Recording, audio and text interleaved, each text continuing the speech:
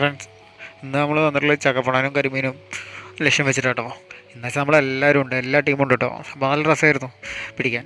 ഓരോരുത്തർക്ക് ഓരോ സൈഡിൽ നിന്ന് ഇങ്ങനെ കിട്ടുന്നുണ്ടായിരുന്നു കേട്ടോ.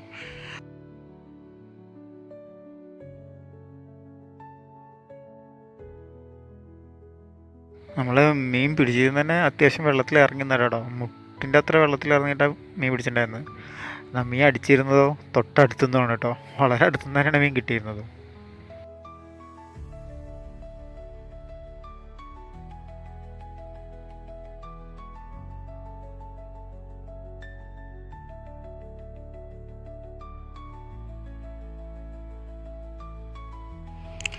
അതിൽ നമ്മളെ സുഭാഷ് ചേട്ടന് കേട്ടോ കുറച്ച് അധികം കരിമീൻ കിട്ടിയത്.